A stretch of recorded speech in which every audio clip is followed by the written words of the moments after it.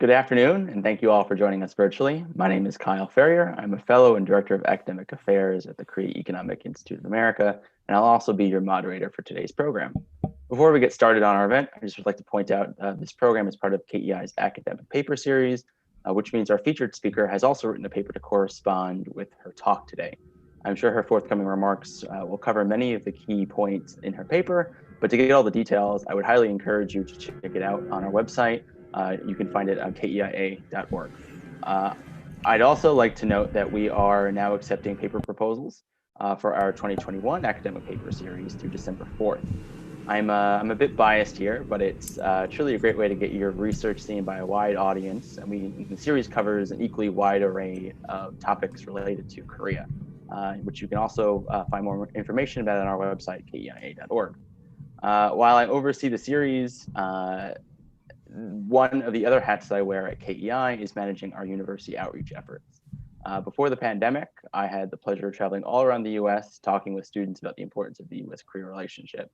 Though I've been to many different schools, one thing I can always count on is either seeing Korean students or engaging with university administrators who are interested in enrolling more Korean students, trying to get more potential Korean students to come to their universities. We're now conducting these university outreach programs virtually. So if there are any university professors or administrators listening in, please feel free to reach out to me afterwards if you're interested. But my point here is that Korean students are an important and almost seemingly ubiquitous part of the US higher education system. But our speaker today points out that why we shouldn't be taking this enrollment for granted and why declining numbers of South Korean students in the US higher education system have been going down even before 2017 and the COVID-19 pandemic. I'm so glad to say that we're joined today by Dr. Stephanie Kim, an assistant professor of practice in Georgetown University School of Continuing Studies and the faculty director of Georgetown's Master in Higher Education Administration. Outside of Georgetown, she serves as an associate editor of the Journal of International Students and is the vice president of the Fulbright Association National Capital Area Chapter. She holds a PhD in education from the University of California, Los Angeles. Stephanie will present for about 30 minutes or so, and we'll use the remainder of the time, remainder of the hour, for questions. To ask a question, please use the Q&A function at the bottom of the Zoom window, and please feel free to start sending in your questions at any point during the presentation. And with that, I'll now turn things over to Stephanie. Great. Well, thank you, Kyle, and your team for all your coordination and getting this talk set up, and also for editing the paper that accompanies it. Thank you to the Korea Economic Institute for hosting me this afternoon. It's too bad that we couldn't do this in person, but I think this virtual format actually allows for a lot more people to join. And of course, thank you to everyone out there joining my talk this afternoon. These days there are so many different virtual events that are all competing for our attention. And so thank you for taking the time to join this one. So I am just going to share my screen, then we'll get started. There we go. And thumbs up if you can see it. Okay, great. Thank you. So my talk today is based on the research that I've been doing for about the last decade. I research and write about higher education reform, and much of my work has focused on internationalization reforms in South Korea and the United States. And so I approach this question, why are fewer South Koreans studying in the United States, as first and foremost a scholar of higher education, while also recognizing the important policy implications that the answer to that question has. And so let's get started. First, I just want to give a broad overview of international higher education in the United States. As I'm sure most people attending this session are aware, international students are big moneymakers, both for the US higher education sector and beyond.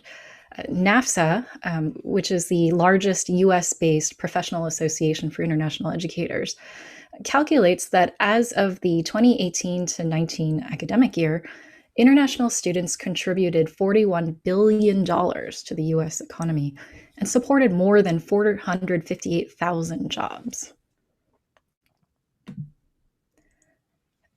And as I'm sure most people attending the session are also aware, the largest contributors of international students to the United States are China and India. And in fact, enrollment by students from China and India constitute more than half of all international student enrollment in the US higher education sector.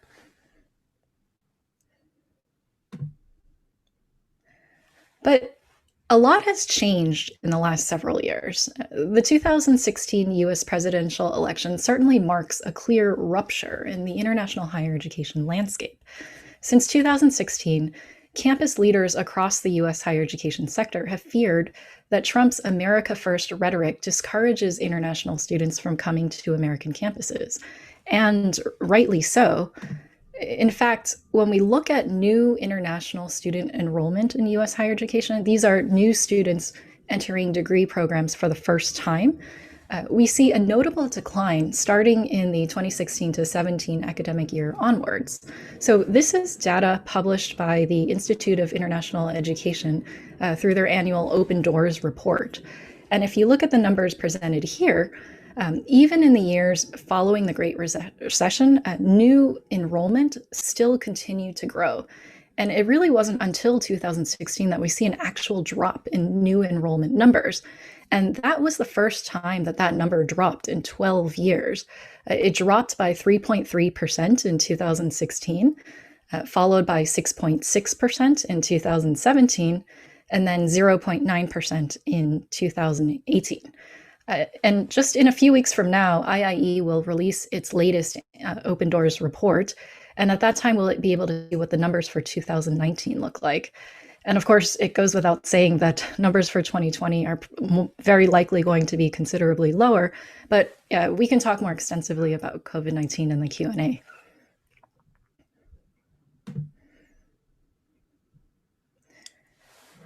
So pundits have seized upon this particular trend and have pointed to the Trump effect as the reason behind the decline in new international student enrollment in the United States. These headlines here are just a small sample of ones that have appeared pretty much since Trump took office, and they've continued pretty much every year thereafter, especially every fall, right after the annual Open Doors is released. You tend to see a big flurry of these kinds of headlines. And so today, the narrative is that the Trump effect is to blame for recent declines in new international student enrollment. And this is the narrative that's widely accepted across the US higher education sector and beyond. Now, campus leaders have responded to this with a number of different strategies. And the most notable is the You Are Welcome Here campaign. This started out as a social media campaign by US colleges and universities to signal to international students that their campuses are still welcoming places. And it's now evolved and become a scholarship program for international students that's administered by NAFSA.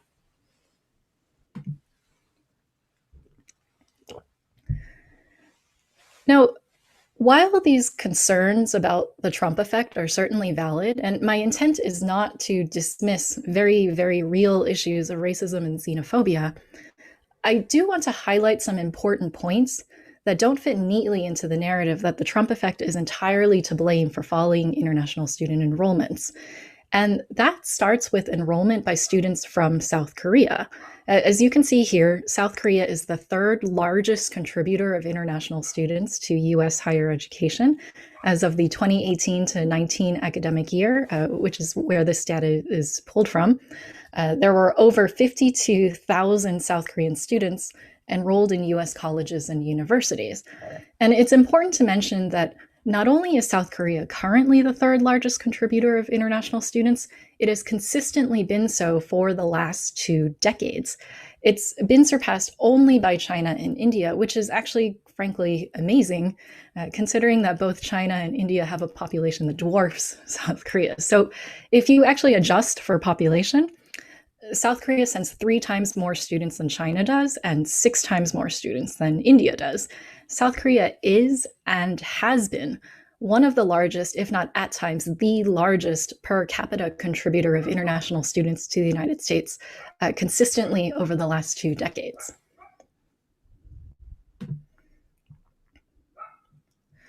But Despite South Korea's important role in the US higher education sector, the number of South Koreans studying at American campuses has been steadily declining for roughly the last decade. The number, as you can see here, peaked at just over 75,000 students in the 2008 to 09 academic year, but that number has been gradually declining since. And a decade later, as of the 2018 to 19 academic year, we actually see a 30% decline from its peak. And of course, this decline began well before the more recent general declines in new international student enrollment.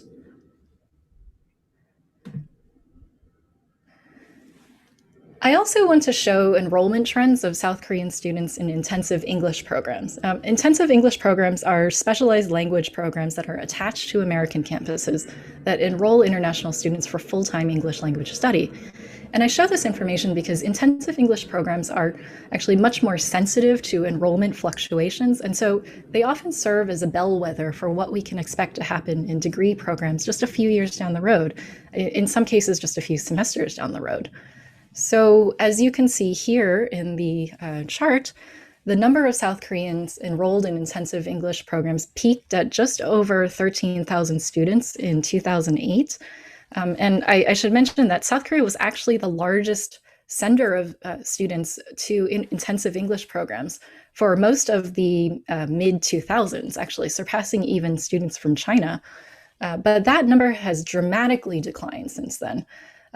In the most recent data as of 2019, the number of students has declined from its peak by a breathtaking 60%.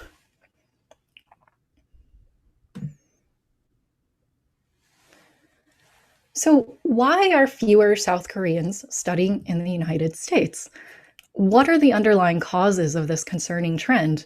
And what are the implications for the United States when such a major contributor of international students wanes? Before I get into answering this question, I just want to say that Americans have a tendency to center the United States in world affairs, and I say that as an American. This is especially true in the US higher education sector, which is why we've pointed to the Trump effect to explain decreases in international student enrollments. But as we can see from the data, that's not exactly what's going on with South Korean students.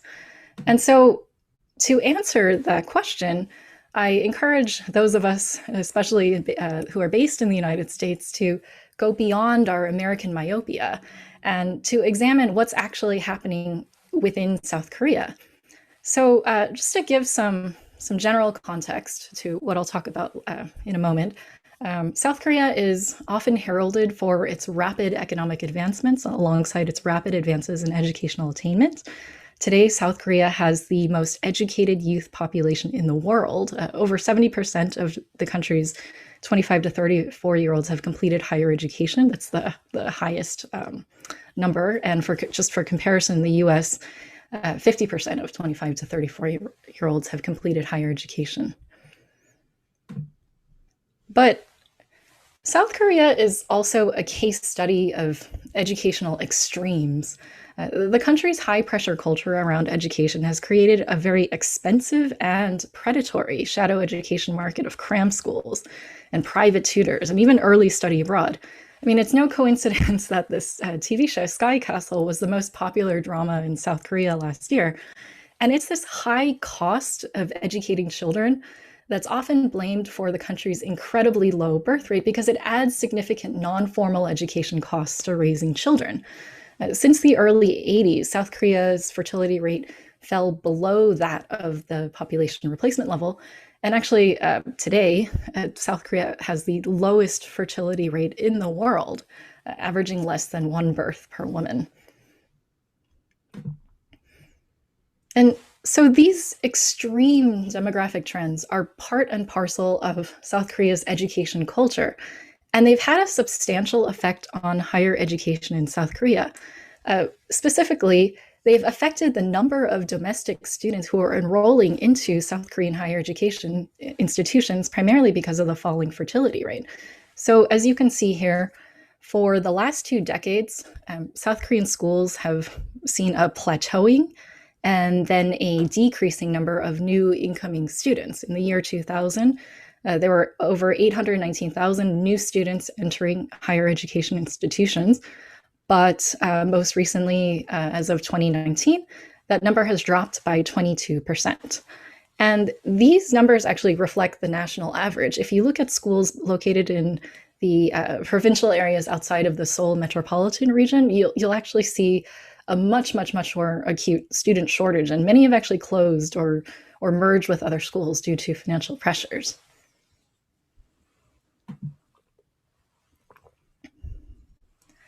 So, as a direct response to the domestic student shortage, the South Korean government introduced a series of policies throughout the 2000s and the 2010s intended to internationalize the country's higher education sector in order to attract more international students and make up for domestic student shortfalls.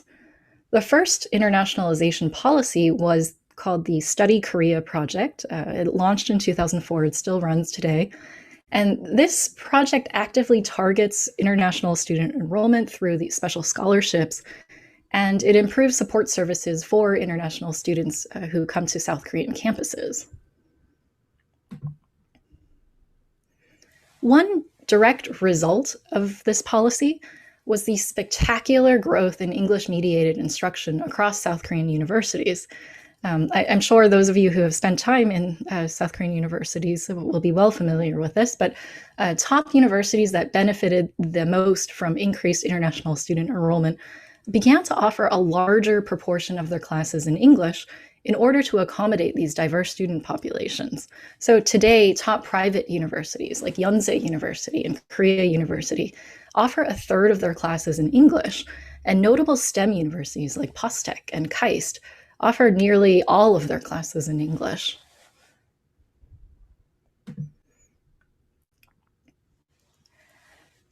The second policy was the Brain Korea 21 project, which was in place from 1999 to 2012.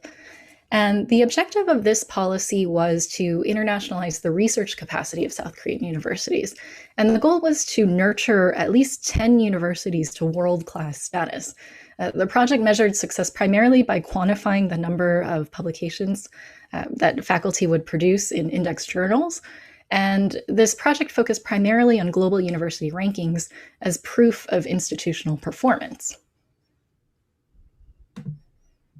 Now, there are a number of reforms that this particular policy has resulted in, but one very specific cumulative effect of both the Study Korea and the Brain Korea 21 projects is a hiring preference across South Korean universities for faculty with advanced English language capabilities.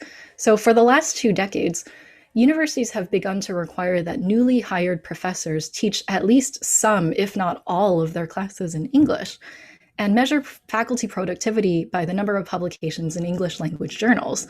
And this has effectively institutionalized a hiring incentive for faculty who have received their terminal degrees from institutions in English-speaking countries, in most cases the United States. And actually, if you do a quick skim of the faculty across the universities that have benefited the most from these special projects, from the special funding that they get, namely the top universities such as the Sky Universities and others, you'll notice that many of the faculty have received their PhDs from US universities.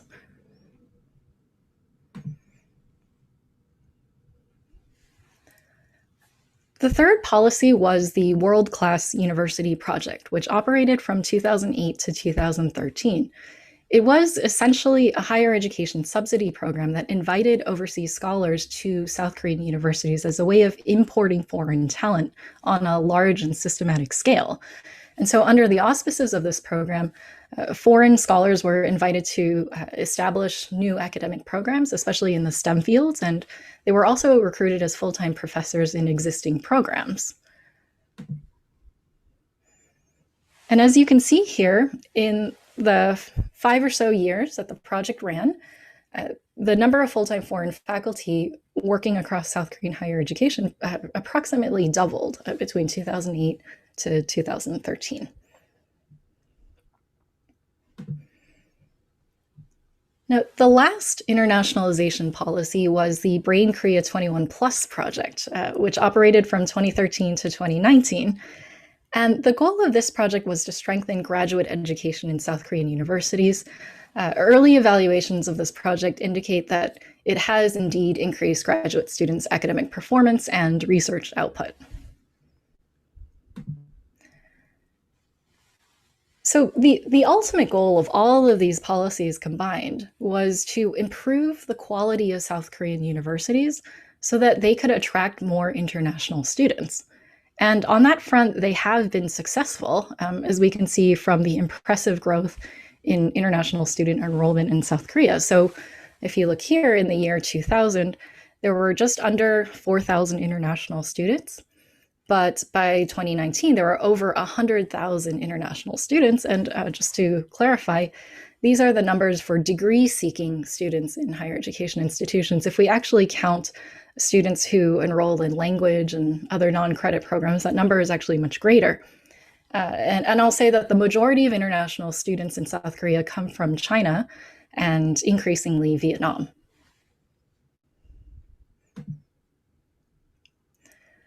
But the number of international students in South Korea is really just a drop in the bucket when we put it into context with broader enrollment across South Korean higher education. International students constitute only 3% of total enrollment.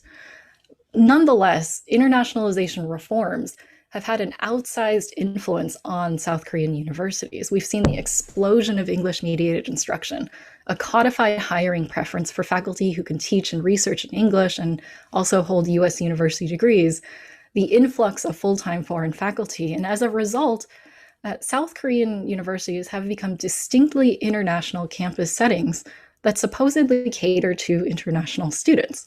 But what purpose do they actually serve if international students only account for 3% of total enrollment?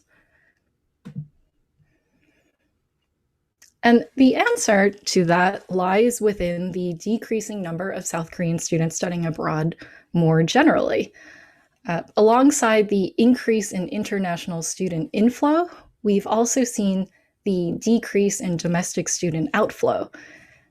The number of South Korean students studying abroad peaked in 2011 and has pretty much been steadily declining since. And this is not just a coincidence. What it means is that internationalization reforms in the South Korean higher education sector don't just function to attract international students to South Korea, they also effectively function to retain South Koreans who may otherwise study abroad, particularly for students who are bound for the United States.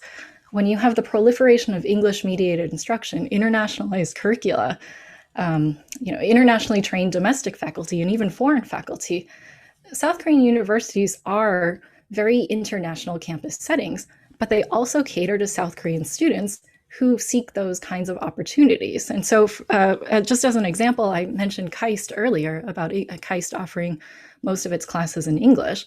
Well, KAIST offers 80% of its classes in English, but international students actually account for less than 10% of its enrollment. And in effect, the university has created an English language learning environment for primarily South Korean students. And even campus settings that are explicitly designed for international students, so the specialized international colleges that are housed inside a South Korean university, I've done a lot of research in this area. Even these specialized colleges still enroll a majority South Korean student body. But because all of these different kinds of campus settings have implemented reforms that follow international or quote unquote American standards, they also effectively offer domestic alternatives to studying abroad for South Korean students who seek out that learning experience without having to go very far from home. And this is what I call reverse student mobility, that internationalization reforms in ascending countries' higher education sector actually have a more substantial effect on the reversal of domestic student outflow than they do on the increase in international student inflow. And this is what has contributed significantly to the declining number of South Korean students in the United States.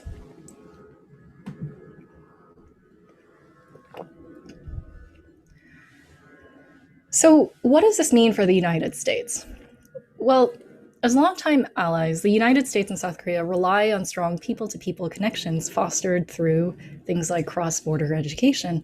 But with the reduction of students from a major sender of students to the US higher education sector, the United States is in a less of a position to win the hearts and minds of people from a country of strategic geopolitical importance. And the continuing decline of South Korean students studying in the United States may be an early indicator of shifting priorities among South Korean youth that maybe could foretell shifting geopolitical alliances in the near future. So, for example, the number of South Korean students studying in China has actually been steadily increasing in recent years, even though the overall number of South Korean students going abroad has been declining. As of 2018, there were over 50,000 South Koreans studying in China. Most were actually there for language study, not degree programs. But nonetheless, South Korea and China mutually send the largest number of international students to each other's respective higher education sectors.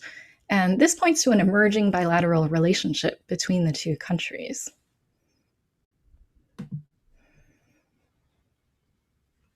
And also, I often get a question when I give talks is, so why should we care? Why should we care about this particular phenomenon related to South Korea? I think it's just a very particular question that only Korean studies specialists get compared to perhaps other East Asianists. But I will say that the trends that we see from South Korean students can also serve as an early warning for trends that we might see from other major senders of international students to the United States, such as China.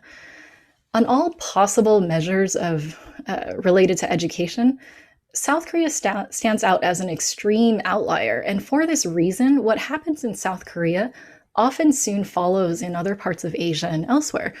The intense fever for English education, the burgeoning of the private education market, the explosion of early study abroad, and the incredible growth of international students in the US higher education sector are all things that happened in South Korea first, followed by other places such as China.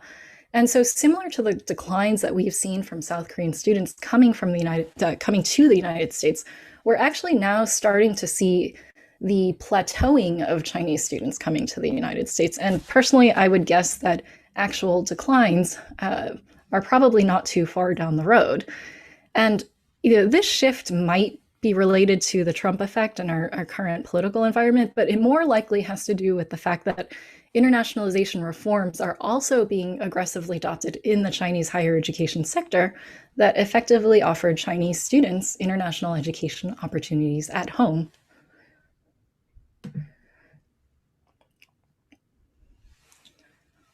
But I will say that the United States is still the preferred destination for degree-seeking students from South Korea. And so there are a number of measures that US policymakers can take to ensure that this continues and to address this phenomenon of reverse student mobility. First, US policymakers should create and expand programs that promote the unique strengths of the US higher education system so that the US higher education sector can meet South Korean students' evolving needs. With international education opportunities at home to choose from, South Korean students are much more cost conscious about studying abroad. And this is especially so when the US dollar is strong relative to the South Korean won, because it's not just the difference in tuition, but also the currency exchange rates that make studying abroad more expensive. But many students are not as familiar with the broad range and diversity of institution types and degree programs in the United States, or the differentiated application requirements and costs associated with them. So for example, community colleges in the United States can offer a less expensive study abroad pathway for international students as they do for domestic students, often without the burden of test scores, while also opening up transfer possibilities into four-year schools. And so highlighting these things, the range and the diversity of the US higher education sector, perhaps through targeted promotion campaigns in conjunction with organizations like Education USA. I was just at the virtual forum that's happening this week. All of these things will ensure that the South Korean students have the right information to make informed decisions about studying abroad in the United States. And also these promotion campaigns should not just serve students only, but also parents and high school guidance counselors who are often just as influential in the college selection process.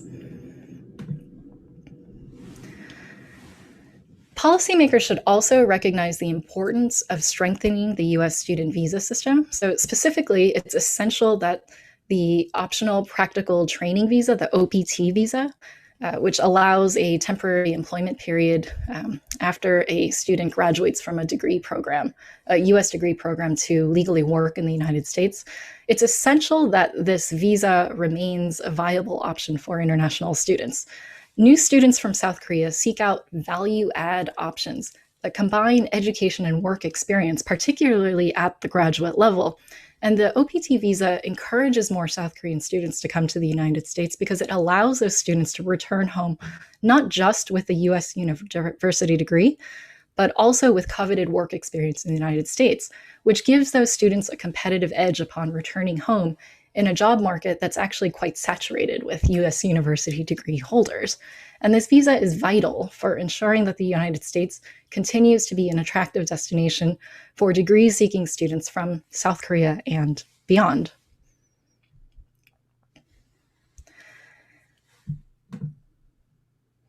And last but not least, US policymakers should also prioritize the importance of South Korea as a study abroad destination for American students. These two-way flows are vital for strengthening people-to-people ties and further encourages incoming student mobility from South Korea. This means creating and expanding programs that encourage American students to go abroad beyond conventionally popular destinations in Western Europe to learn Korean language and culture. Prestigious scholarship programs like the Fulbright program, the Boren Awards, they do that, as does Title VI of the Higher Education Act, of course, but additional programs that encourage a wider population of American students to study in South Korea are also necessary. So for example, we might create targeted scholarship programs that fund underrepresented minority students to study in South Korea and perhaps other destinations of strategic importance to US foreign policy.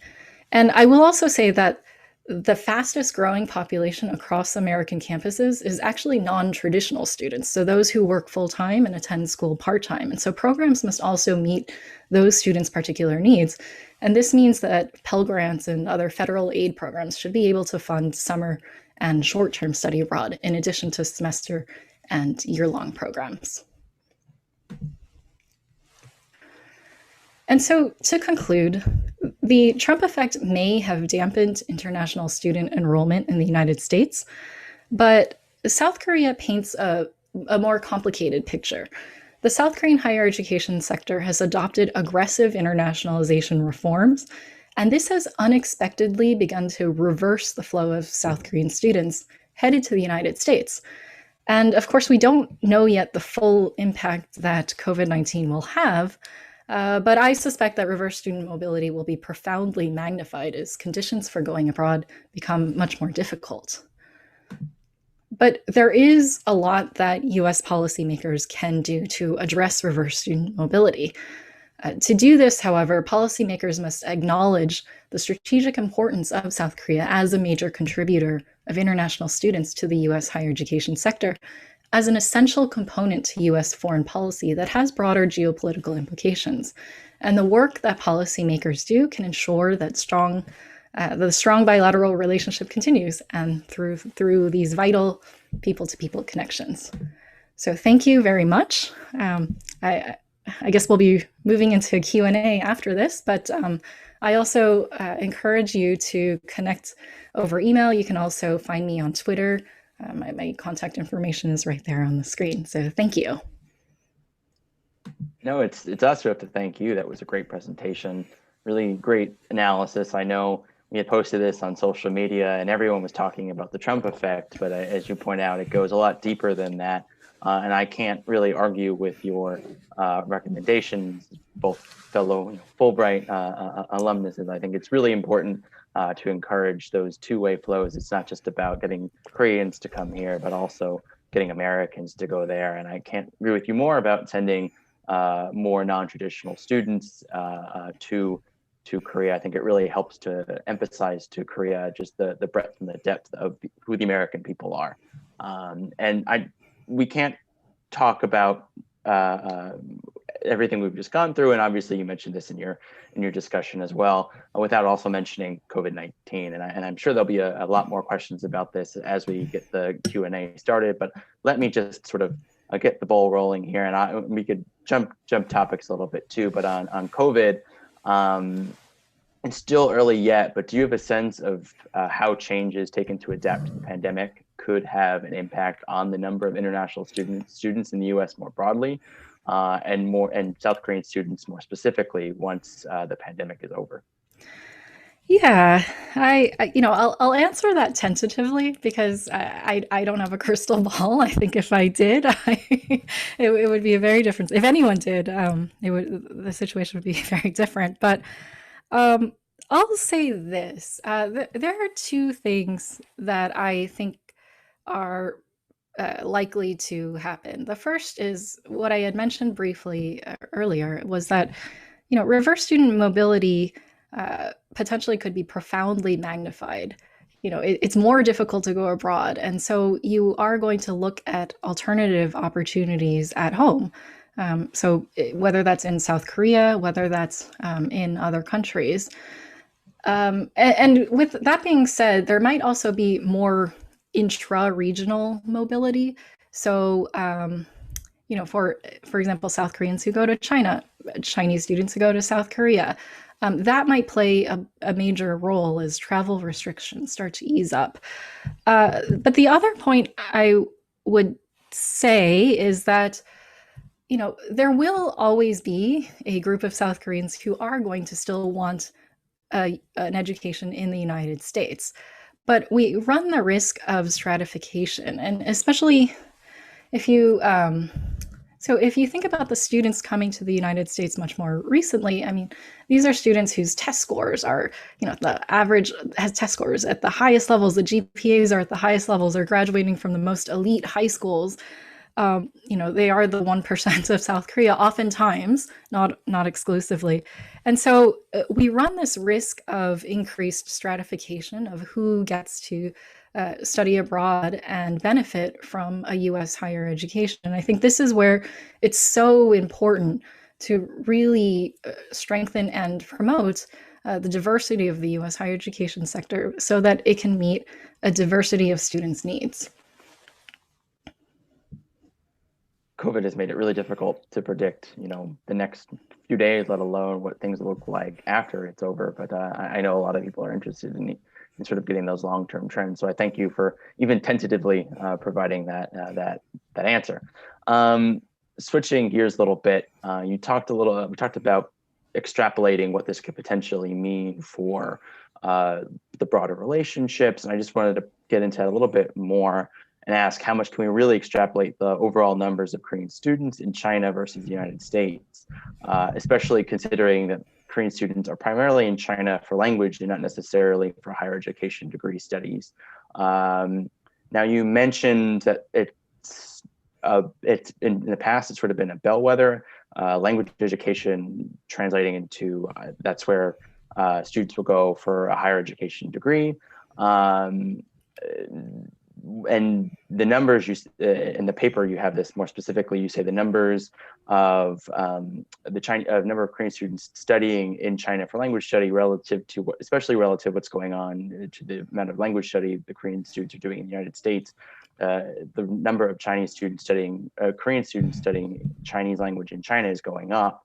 The fact that there is more of an emphasis on Chinese language is it possible to say that it could be more reflective of where the Chinese see economic opportunities going, and not necessarily reflective of changing geopolitical strategies, alliances, things along those lines, especially because the Chinese system and the American system have very different education values and have very different values more broadly.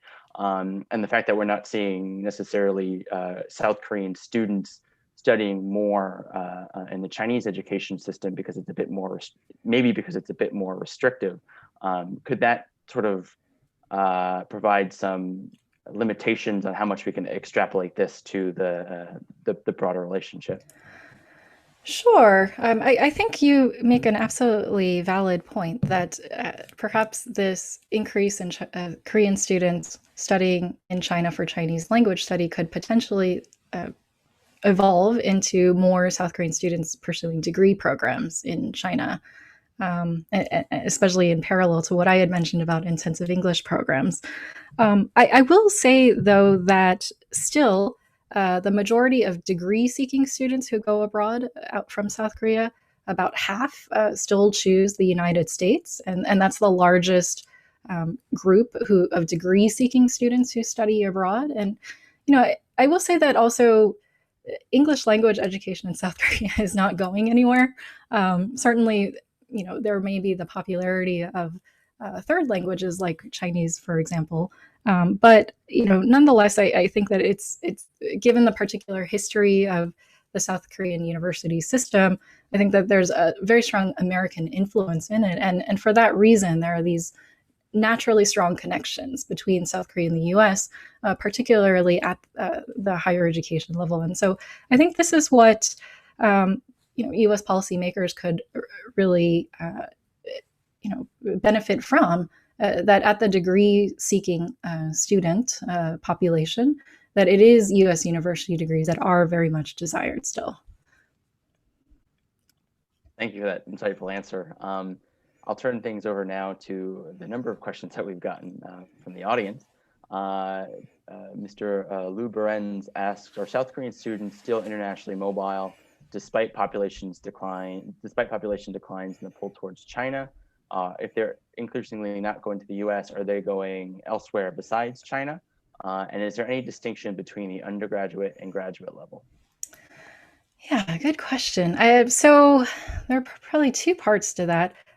Yes, there are population declines. And so also part of the reason why we see South Korean students in the United States is also there are just fewer South Koreans.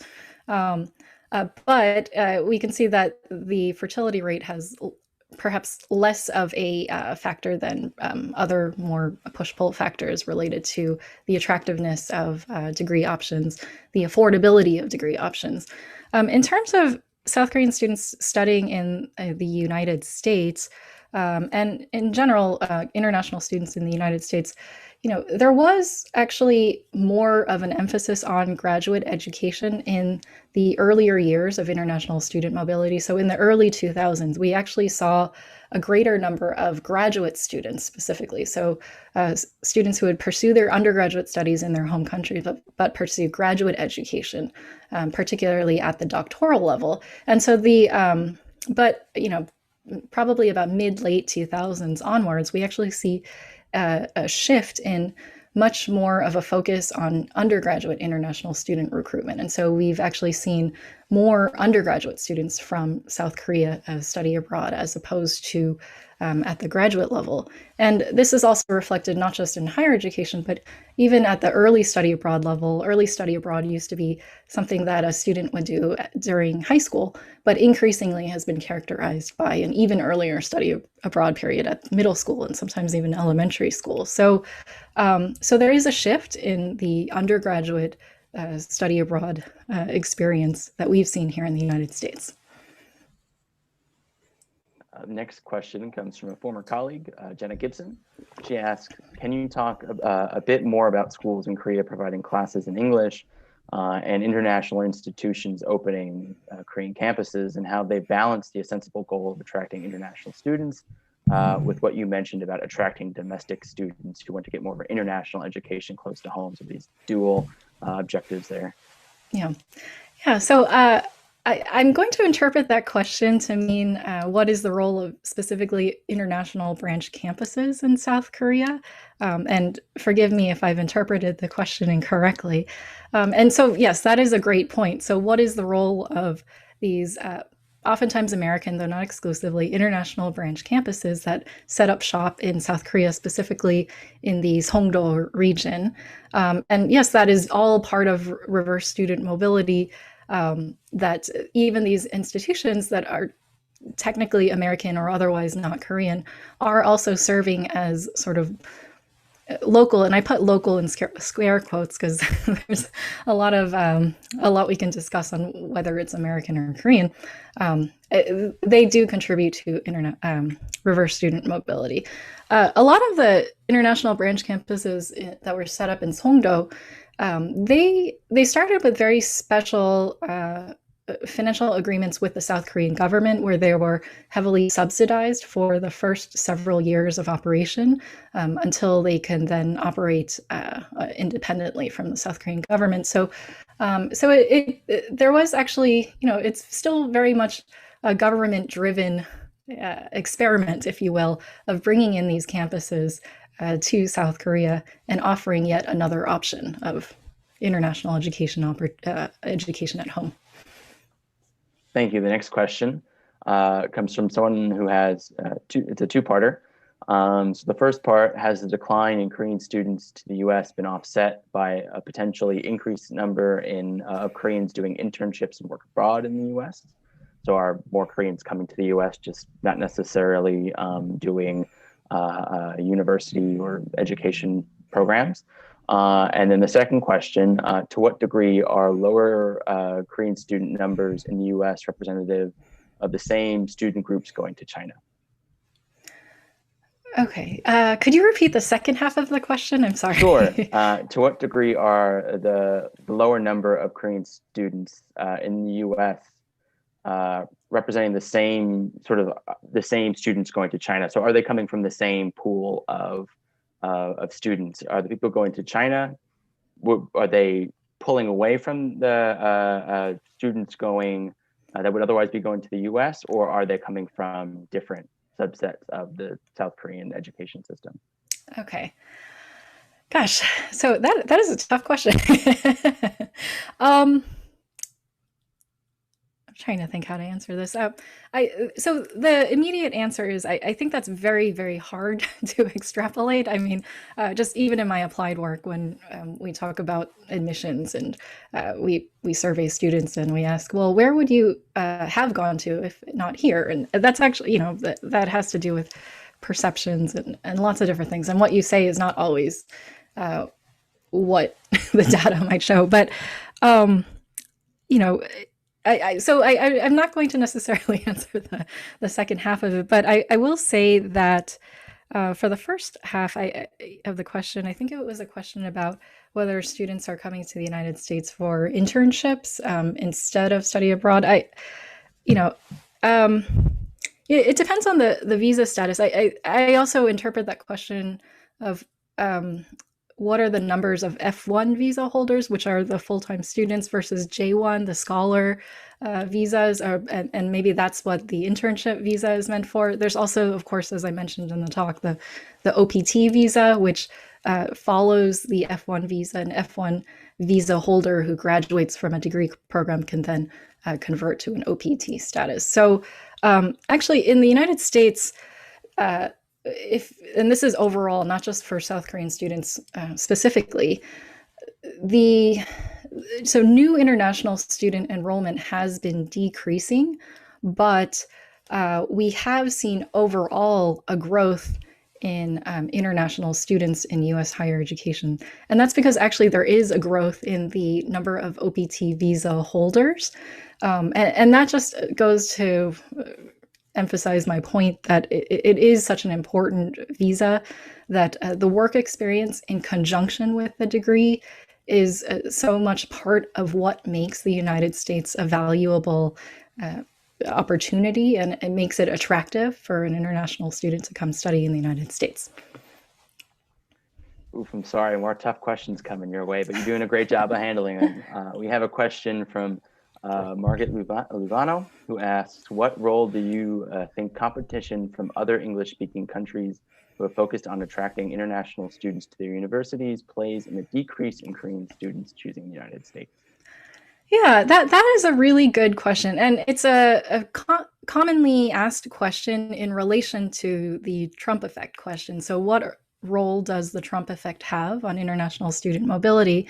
And therefore, are other English-speaking countries more desirable places to study compared to the United States. And oftentimes Canada is used as a frequent example, but of course there are many others, the Commonwealth countries and the UK.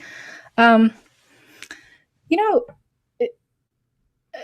I think for the issues that would pertain to a South Korean student about the relative advantage of studying abroad relative to the affordability, the much more cost-conscious decision making that comes into play. These are all issues that will still be very much part of the conversation when a student is potentially thinking about an alternative English-speaking country compared to the United States. I think that one very real factor that may shift a preference from one country to another will be things like whether or not the OPT visa remains a viable option, whether there is the ability to work at least for a temporary period after pursuing a degree. And I know that in some of the quote unquote competitor English speaking countries that is a little bit easier. And so, yes, that certainly makes it more or less competitive. Switching gears again to focus more on the US on the South Korean side, Glenn Fukushima asks, does the South Korean government or industry see the declining South Korean student enrollment in the US as a problem?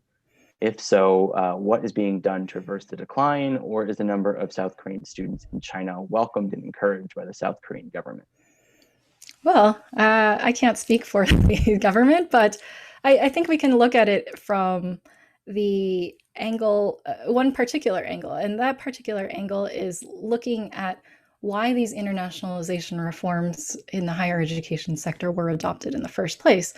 It was really for the intention to financially save, so to speak, higher education institutions in South Korea that were having domestic student shortfalls. And so, in that aspect, bringing in international students or perhaps retaining South Korean students who may otherwise study abroad, sure, there is perhaps a financial incentive to do so. Whether or not these policies were originally intended and designed in that way, that is at least one consequence to them, whether or not it was intentional. Another question coming in says, what do you think about the potential trends, potential future trends in virtual study abroad after COVID-19, especially for short-term language programs? Do you think this will start to be available online, or there's still an emphasis on the experience of being abroad to study? Yeah, that is also an excellent question. I think we're all also grappling with the answer to that question as we sit here, each in our own living rooms or bedrooms and whatnot. um, there's at least a perception of virtual instruction that will be difficult to overcome in South Korea and actually in many other parts of the world. I think perhaps in our current moment with virtual instruction becoming more ubiquitous, maybe some of the stigmas we had around it have lessened. But nonetheless, I think that we're also just very much craving that face-to-face interaction, especially in this moment when it's more difficult to attain that. And so I don't think that virtual instruction will completely change the delivery of international education or study abroad. And in fact, I would even argue to say that part of what makes a study abroad intercultural experience so powerful is that experience of discomfort, that it's not just learning the content of your education, but also to fully experience the sense of immersion and discomfort that comes with that through your study abroad experience. I think it's a little bit harder to get that same sense of discomfort when we're all sitting at home in our living room. So in that sense, I think virtual instruction will not drastically change study abroad. We're nearing the end of our time, and I just wanted to ask a little bit of a forward-looking question other than COVID-19. In your presentation and your paper, you talk about through 2019 the domestic internationalization efforts in the South Korean higher education system. But are there any that you know of moving forward? Or is this what we're up through 2019? Is that what we should expect moving forward, or there are going to be continued pushes to have more sweeping initiatives to internationalize the university system? Right. There are a few initiatives that have been proposed recently, and this also changes administration to administration too. But these days, in addition to internationalizing higher education, there's also a push to diversify South Korean higher education. Diversify used to mean by bringing in non-Korean nationals into South Korean institutional spaces. But I think now there's a bigger push to diversify along the lines of gender, for example. And there's actually a specific initiative that was proposed very recently to diversify the gender imbalance across the professoriate in South Korean higher education. So I think we'll see more of these kinds of initiatives. Those sound really important, especially considering the broader imperatives for the Korean government to try and increase the number of women in the workforce and the education system. Is certainly one area where there's a lot of room for improvement. And so we have a few more minutes left. Do you have any parting thoughts? I have some housekeeping notes I'd like to bring up, but if you have any parting thoughts for our audience, I'm sure they would appreciate that. Sure. Well, I just wanted to first say thank you so much for joining this talk this afternoon, for listening to my talk. And, I just want to emphasize that this is a very important bilateral relationship between the United States and South Korea. And it is very important that the United States still maintain its position as a very attractive destination for international students from South Korea and elsewhere for a number of different reasons. And so I hope also that the points I've made in this talk and in the paper are very much considered for those in the US policymaking space.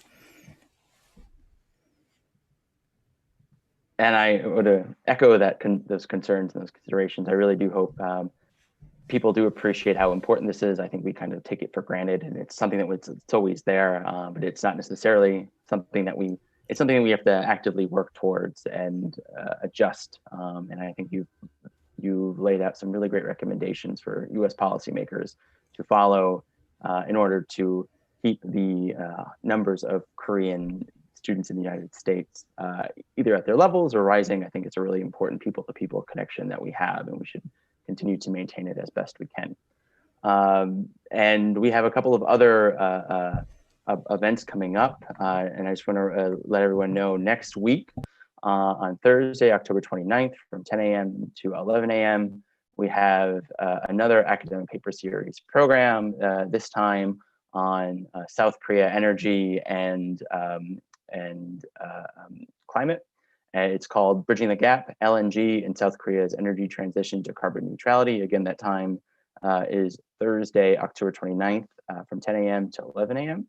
And then next Friday, something I'm also really excited about, we have a conversation between KEI President, Ambassador Kathleen Stevens, and Ambassador Cho Hyun, the permanent representative of the Republic of Korea to the United Nations, talking about Korean diplomacy and the UN and all different types of topics. I know both Ambassador Stevens and Ambassador Cho are really excited to have this conversation. It will take place next Friday, October 30th from 2 p.m.